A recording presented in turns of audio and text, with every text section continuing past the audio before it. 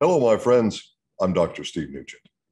In the next few minutes, I'm going to be talking with you about the nutrition of aging. Aging doesn't start at the age of 40 or 60. It starts much earlier than that. You'll be surprised with what I have to say on the beginning of aging. And it's also important to note that you change as you age. So what worked for you 20 years ago may not work for you very well today. Many people think about dietary supplements as, well, medicines, as something you do when you have a symptom. And you do it, of course, until the symptom goes away. Well, supplements are not medicines. That's not the way they're supposed to be used. Other people think that, well, you use supplements only at certain times of the year. No, that's also incorrect. And then, of course, there are many people who think, well, I'm only going to take supplements and do the right thing for my health for about a month prior to swimsuit season, so I look really good at the beach. No, that's not the right attitude either, I'm afraid. It's a much bigger picture. You know, it's interesting to me, there was a survey in New Zealand that I read a few years back, and this survey said that 97% of New Zealanders believe themselves to be healthy. That's great. But there was another question further down the survey, and the question said, do you take pharmaceutical drugs? 65% of the people surveyed, the people who said they were healthy, said that they took pharmaceutical drugs. Now, folks, do you take drugs if you're healthy? Of course not. What they were really doing is they were thinking about the fact that their symptoms were under control by the pharmaceutical drug. And since they had no symptoms, well, they were well. I don't want you to think about supplements that way, folks. I want you to think about supplements as the nutrition your body requires to be healthy every day, your entire life. And hopefully you'll learn some pretty important things about that in the next few minutes. So then, here are some quick thoughts before we get into the real meat of this particular topic today. So here are some quick thoughts for you before I get into the meat of it. Most of our daily requirements in the majority of dietary supplements, or let me say it this way, most of your daily requirements for nutrition increase with age. And you're going to be surprised with some of those increases, how dramatic, in fact, dramatic isn't even a strong enough word, how astounding some of these increases are. Most people do not get enough antioxidant from diet alone. Most people do not get enough vitamins from diet alone. Most people do not get enough minerals from diet alone. And metabolism and hormone balances reduce as we age. There's lots of consequences with that.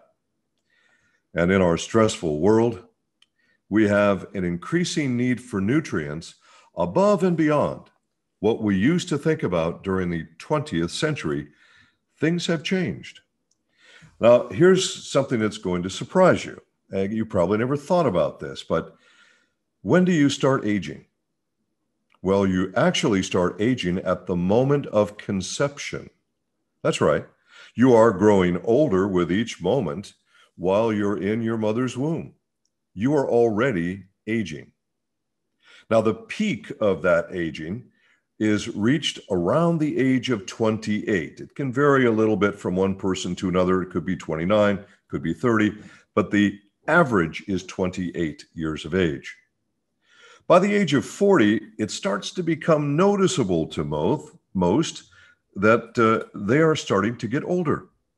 We know, based on the very first study done by any government agency on planet Earth, which was done back in 1995 and then repeated numerous times up through 2012, that human beings are not getting enough antioxidants from fruits and vegetables from diet alone.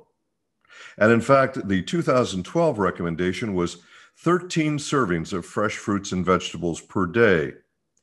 Folks, that's unreasonable.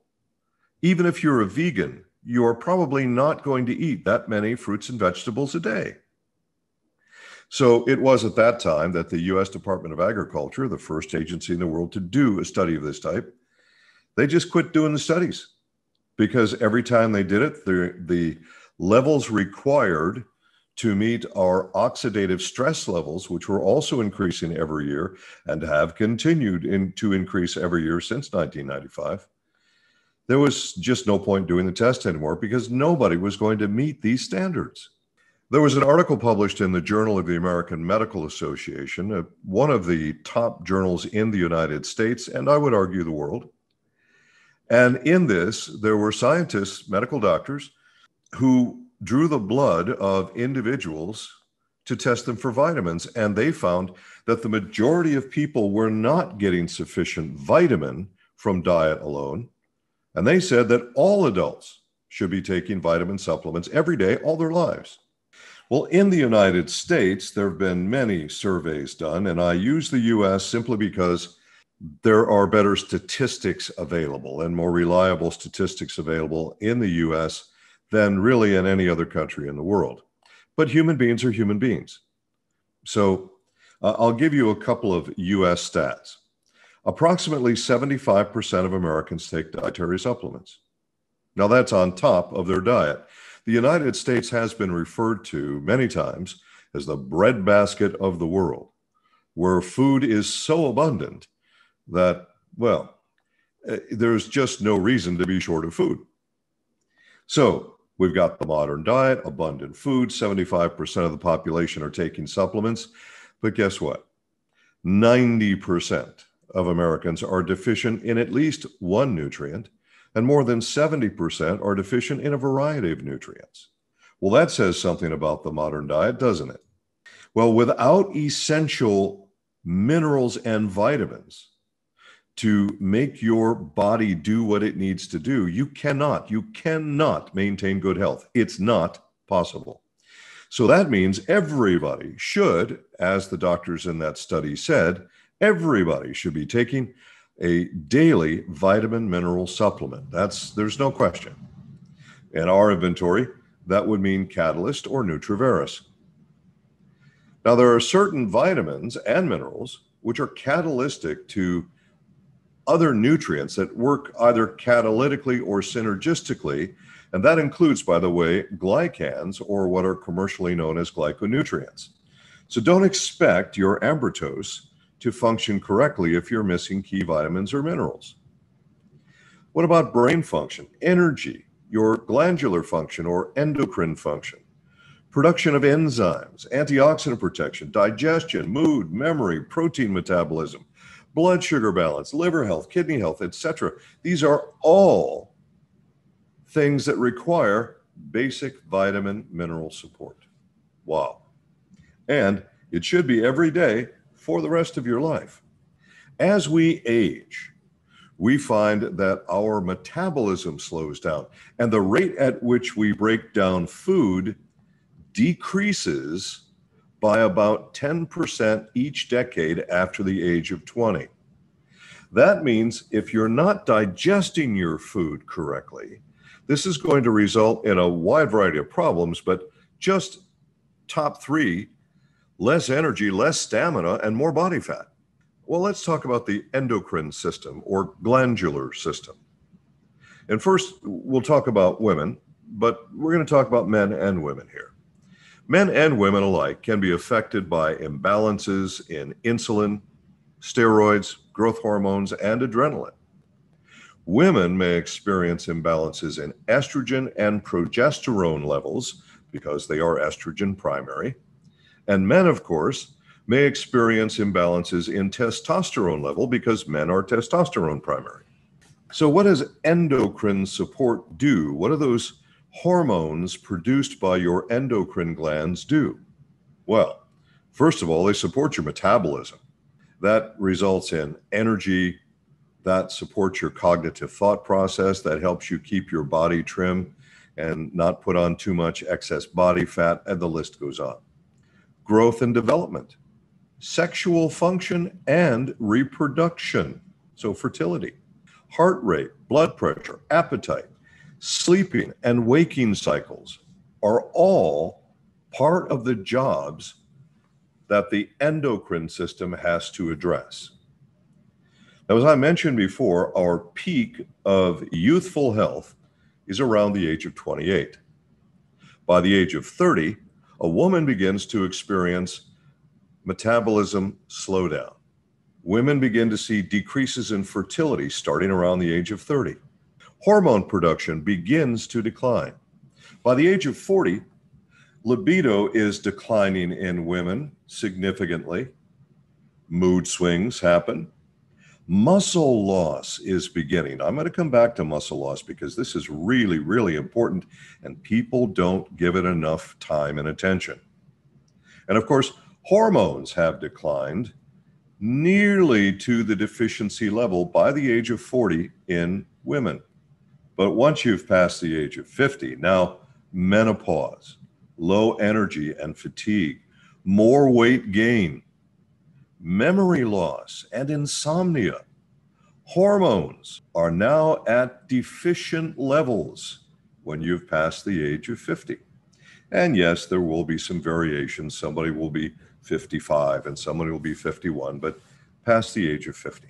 Now for men, by the age of 30, muscle loss has already peaked. In fact, it probably peaked around the age of 28 and has begun a very slow decline. But by the age of 30, men start to experience problems with weight gain. And there are subtle changes in how they look and feel. And hormones are beginning to decline. By the age of 40, now men are having problem with their libidos, and function is declining as well. Hormones declining to near deficient levels in a man's fourth decade of life, and sleep is becoming a problem. Starting to lose strength as muscle is in slow but continuous decline. Again, I'm going to spend a few moments on that in a few minutes about muscle decline because it's a very big problem, bigger than you know. You'll have some men who in their 40s will say, I don't feel quite as strong as I did when I was in my 20s. Well, there's a reason for that. There's more than one reason for that. It's real. What about when men pass the age of 50? Well, that's when they go into what's called andropause, and that basically means male menopause. So men also, as their hormone levels have now become deficient, testosterone has dropped now, usually below normal levels, and sometimes dramatically for some men, they will experience low energy, weight gain, memory loss, problems with cognitive function, strength, and the list goes on. They don't just feel very much like they did as young men anymore. All right, so looking at where we're at right now, this means we're going to support our bodies every day, the rest of our lives, with Catalyst, because that's our most powerful of the multis. And I'm talking about some pretty serious declines here, which I'll do more of in the coming minutes. And of course, we'll use our endocrine support product called Plus. Plus works. Plus is for men and women. Now, for women, it's supporting things like reproductive health and breast health and that sort of thing. For men, it's primarily supporting prostate health, but it is supporting the other endocrine glands as well. Here's something that gets talked about, but this is going to shock you when you hear these numbers. We know, based on physiological data, that bone loss with aging is really dramatic. Now, in women, the rate is between 3 to 4% per year per decade at the age of 50. Now, by the time a woman has reached 60, she may be declining by as much as 25% per decade. Now, this is why the bones will reach this point where they become not only weak, but even brittle and will break easily. And of course, this happens as as we age. Now, men also experience bone loss, by the way, but they experience it at a much slower rate than women. And you ladies will say, that's not fair. Well, listen, 3 to 4% every 10 years up to the age of 50, and then 25% per decade after the age of 60. This is pretty serious stuff. And by the way, there's a myth around calcium, and I don't have time in this presentation to talk about that, but there's a significant myth here. And that is women simply need to take more calcium and that'll make their bones strong. And I'm sorry, that's simply not true.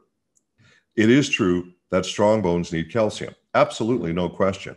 And it is true that bones are made primarily of calcium. Absolutely no question.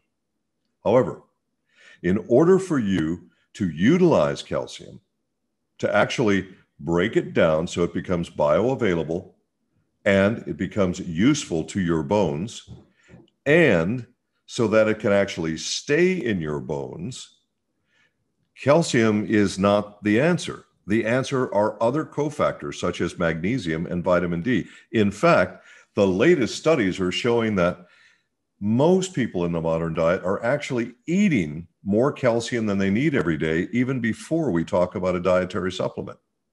And if you get too much calcium, you will calcify your tissues, create kidney stones. You can calcify your arteries and contribute to serious heart problems. And the list goes on. So just loading calcium is not smart. In fact, it's a lot smarter to be loading magnesium and vitamin D, because chances are you're already eating more calcium every day than you actually require. But if you don't have enough vitamin D and magnesium, that calcium is going to do negative things to your body, not positive things. So once again, 3 to 4% decline in bone health in women per decade up to the age of 50, and 25% per decade after the age of 60. Those are averages. That's serious. That means more magnesium, more vitamin D, and there are some other bone cofactors as well. Let's talk about muscle loss very quickly.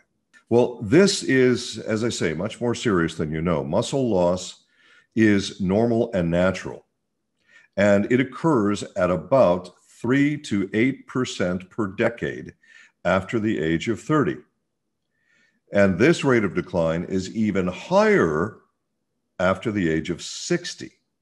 Now, this rate, when it begins with women, women will feel the decline probably more than men, because women have less muscle mass naturally than men to begin with. But with men, at some point, the men are going to say how they just don't feel strong anymore. Some men will even say things like, well, I don't feel like a man anymore. I just don't feel that sort of strength and robustness that I used to have. And much of this is about endocrine function, testosterone, and of course, muscle mass. That muscle mass is breaking down every single day, starting around the age of 30. Men should eat 56 grams of protein minimum daily, and women 46 grams of protein minimum daily. Now understand what I'm saying here. Minimum daily to maintain muscle mass. In other words, 56 grams for men and 46 grams for women to keep them from losing muscle mass. Now, that's not additional protein to help you gain muscle mass. That's to keep you from losing muscle mass. Now, here's another key, and I always get a kick out of this. We've had so many associates worldwide who, when they started with TruePlenish, and we talked about body composition and building muscle mass, and they would come to me and say, you know, I'm taking TruePlenish, except my muscles aren't growing. Well, it's not magic, folks. I wish it was. I wish that I could invent that magic pill or powder for you, but nobody's figured that out yet. So you have to have protein taken into your body in sufficient quantities to make a difference. And then there has to be a signal to the muscle that says, I need protein, send me protein now. That signal is generated by physical activity. That doesn't mean you have to kill yourself in the gym. You don't have to become, Mr. or Ms. Universe, none of that stuff. But you need to be physically active. It's not magic. And once again, let me go back to these numbers again. 56 grams a day for men, 46 for women. These are averages. If a woman is naturally larger, she's going to need more. If a man is naturally larger than the average, they're going to need more. So if you're bigger naturally, this means your numbers need to go up even higher. So 56 grams for a man is not enough to help him build muscle. That's enough to help him retain muscle. Still, physical activity is required or muscle wasting will still occur because there needs to be a signal to the muscle, from the muscle to the brain, I should say, from the muscle to the brain that says, send me protein now. All right, so physical activity. And again, it doesn't have to be killing yourself in the gym. You just need to be physically active. In addition to that, you'll want to take protein supplements. Now, you'll choose whatever supplements you wish. TruePlenish has 20 grams of protein. Osoline has 12 grams of protein. The two of them combined, you're up to 32. And that's excellent. That's still not enough to meet your minimum. So you have to make sure that your diet is properly balanced with protein. And here's another factor, because I'm going to talk about enzymes next. If you can't digest that protein, it doesn't matter if you're physically active. In fact, if you are physically active and you either don't put enough protein in your body or you don't have the digestive enzymes to break down that protein, you will have muscle wasting, even worse. So you need enzymes to break that down. So right on muscle retention, we're going to say TruePlenish, Osoline, Catalyst, and Plus. Why? You need the vitamin and mineral catalytic actions. And you also need Plus to support your endocrine system. Let's talk about enzymes. Well, some of you have heard me talk about enzymes before, but probably most of you haven't.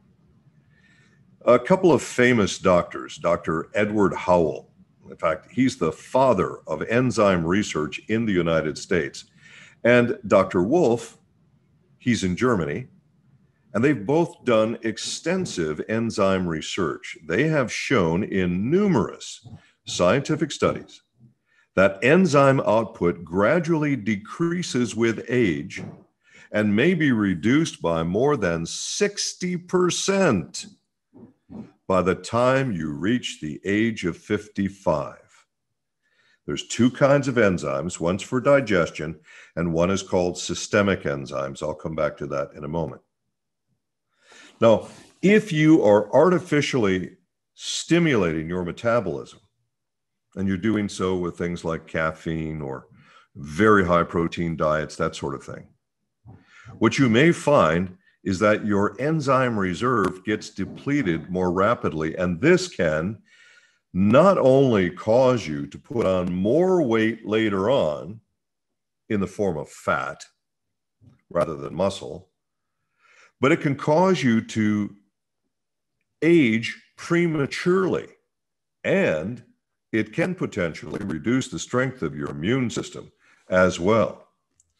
So it's pretty darn important to make sure that you have the enzymes you need. All right, digestive enzymes you will find in GI Zyme.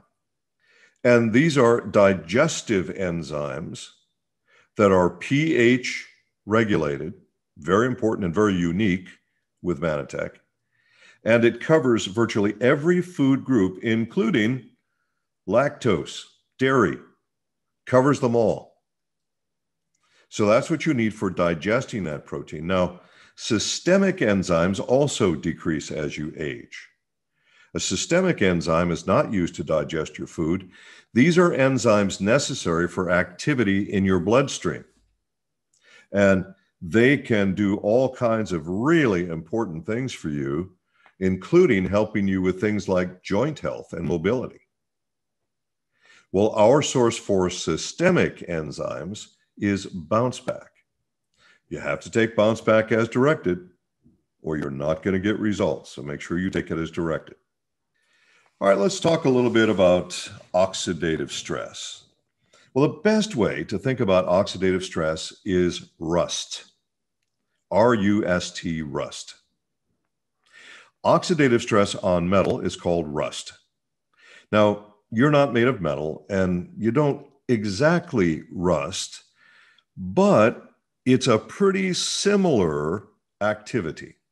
In fact, if you were to look at healthy cells that are being attacked by what are calling free radical molecules, which are causing free radical oxidative stress, it looks very much like these molecules are being eaten away by these free radicals. Now understand, it is part of the normal daily process for you to create oxidative free radicals.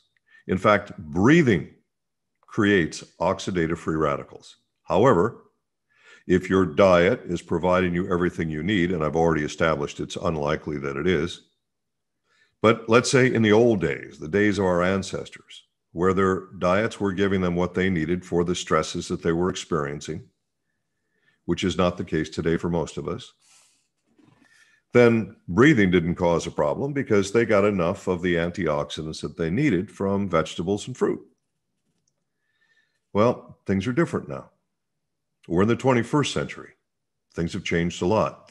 According to scientists, as of the year 2004, there were more than 75,000 synthetic chemicals that had been added to Earth's environment, the air, the water, the soil, that had never existed on planet Earth before the year 1930, never existed. These are synthetic chemicals that science created. You can't avoid exposure to these. And there are some scientists now who tell us that based on their studies, they have found that when two synthetic compounds combine in a water source, could be a pond, a puddle, a lake, an ocean, they form new compounds that nobody ever thought about, new compounds that no one ever intended to have. So there's probably no way of knowing how many of these potentially dangerous synthetics are all over the planet right now. There's just no way to know. We do know from scientific study that pesticides have been found in the snow, the air, the ice, the water of the North Pole. And pesticides have been found in the fatty tissue of penguins at the South Pole. And pesticides have been found in fish tested in every waterway thus far tested. And in all human test groups thus far, every human has had various toxins, chemical toxins in their blood at various levels on every single test, no exceptions. You cannot avoid exposure to these toxins. You can't do it. I don't care where you live. There are even warnings posted by the United States Department of Agriculture and by the U.S. Food and Drug Administration about certain fish you probably shouldn't eat at all anymore because of their toxic exposure. Certain fish you should limit the amount of. Some fish that pregnant women should never eat. So life in the 21st century is different, folks. This is not the 20th century. We have to get a grip on this. And we all need to be looking after our health every day for the rest of our lives. Not just take some nutrients until we feel better and then quit. This is every day for the rest of your lives. It's part of your grocery budget. That's the way to look at it. So for oxidative stress, the best antioxidant on planet Earth, as validated by human serum ORAC testing, is called Ambrotose AO. It's exclusive to Manitech. It's the only place you can get it. All of the other antioxidant products in the world, well, they can't meet our standard. And they all make great claims and great marketing. And I always say to them, hey, all you have to do is prove it to me. I'm a scientist. I accept scientific evidence. Show me the science. And of course, they never do. They just come back with clever slogans, beautiful websites, great marketing. Folks, the best antioxidant product on planet Earth, as proven by 3 human serum ORAC studies, those are blood studies, is Manitech's Ambrotose AO. In addition to that, catalyst for other factors that help to support your system against oxidative stress. Now, some of you are saying, why hasn't he talked about Ambrotose yet? Well, I'm about to do that. It's a given for me, my friends. It's a given for me that everybody takes Ambrotose every day. You don't have to ask me, should I take Ambrotose? The answer is yes. And you might say, well, I have concus of the bronchus. Should I take Ambrotose? Yes. Well, I have non-concus of the bronchus. Should I take Ambrotose? Yes. If you're breathing, take Ambrotose. By the way, concus of the bronchus is not a disease. I made that up. If you're breathing, take Ambrotose. That's how easy it is, all right? Why? Because all functions of your body depend on cellular communication. You'll see a picture of a cell where there are a bunch of sort of squiggly things that are coming up out of the surface of the cell. Those things are called cell surface receptor sites. Now, on each of these cell surface receptor sites, you'll see in the picture a number of beads. Each of these beads represents something called a glycoprotein.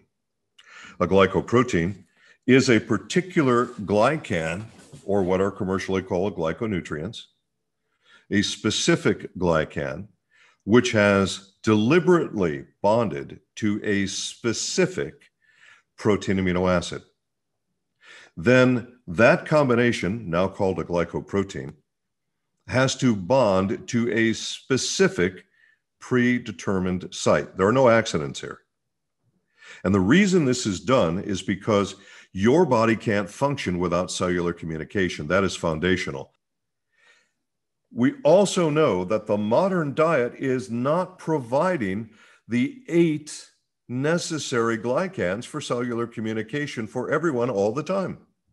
In fact, the scientific data indicates that 2 of the 8 are being provided to virtually almost everyone on the planet all the time. But the other 6, well, it varies. Sometimes yes, sometimes no. Folks, you can't take a chance with that. So we know that on the basics of immune function, well, let me see, you're going to need vitamin C, okay? Now, that's only part of it. You're going to need zinc. You're going to need a number of other things as well. But let's just say vitamin C. When you consume a food that contains vitamin C, or a supplement for that matter, but if you consume a food that contains vitamin C, you're going to have a communication that tells your digestive system which enzyme to use to break down the food and release the vitamin C from the food. You're going to need a communication that tells the system how to transport the vitamin C that has now been freed, that's been released, and where to transport it to. That's another communication. You're going to need a communication where the immune system can see what's going on in your body. Has something entered your body that's hostile, that doesn't belong there? You're going to need a communication that tells your immune system what kind of immune cells to use to respond to this new threat, and where the threat is and what the threat looks like. These are all communications. So your immune system can't function without cellular communication. But let's look at what we know in terms of Ambrotose. Now, I have never, ever been disappointed by Ambrotose. We've never had a single disappointing study with Ambrotose because of cellular communication, because that's what it does. And we've proven that in scientific study. Now, as a result of that, when we've tested for cognition or brain function, it's improved. We test for memory, it improves. We test for concentration, it improves. We test for intentiveness or mood or irritability, we see improvements. The immune system, of course. Even digestive function, because these glycans are prebiotics. Prebiotics are the food that probiotics need to eat in order to grow and multiply and be healthy and protect you. So we know all of that from scientific study. So for everybody, you don't have to ask me if you should take Ambrotose. Everybody takes Ambrotose. That's not the question. And for the others, what should we be doing when we're talking about a minimum of lifetime support? Not support until you feel better. It's a minimum. And folks, Put it in your grocery budget. We start with what we call the OSP, the Optimal Support Packet. Now, the OSP contains Catalyst, N+, and Ambrotose AO. So you've got three of the things I've mentioned in this particular talk already covered in one very convenient packet. Now, that packet is so convenient, there's just no excuses. If you're traveling, it's in your pocket, it's in your purse, you have it. If you're at home, you don't have to take each bottle and open up and count out the capsules or the tablets. It's already done for you in a packet. Just tear the package open and swallow them down with your selected beverage, whatever that is. And of course, Ambrotose, everybody, all the time, no question, everybody. And for your enzyme decline, which I mentioned, can be as much as 60%. The decline of your enzymes is so important to note, so important to know about. And even the decline of muscle mass. Remember, you have to have the enzyme to digest the protein so that you can feed your muscles. The enzymes are so important. There's so many people I talk to who say, well, that's not that important. I don't get gas if I eat this or that. No, take your enzymes, because your body is almost certainly not doing what you need it to do enzyme-wise if you're over the age of 40 and perhaps even younger, because the decline starts much younger, as I mentioned, from those studies done by Dr. Howell and Dr. Wolf. And they told us that you may have a decrease in your enzymes by as much as 60% by the time you reach the age of 55. So it's really, really important. And you might look at an average of about 13% every 10 years, starting around the age of 40, that decline, okay? So GI-zyme for digestive enzyme, bounce back for systemic enzyme. Bounce back must be taken as directed or you won't get the result you're looking for. It's that simple. So with this in mind, I think all of you now should have a really firm grip on this. Dietary supplements are not medicines. They're not meant to be taken until your symptoms go away. They're not meant to be taken when it's convenient.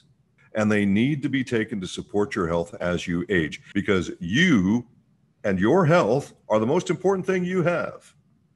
So make sure that you're taking, as a minimum, the OSP every day, Ambrotose every day, GI-zyme before every meal, and of course, bounce back for systemic enzyme, which also decreases with age. And that's to help you with things like joint health and mobility and muscle aches and pains, that kind of thing, okay?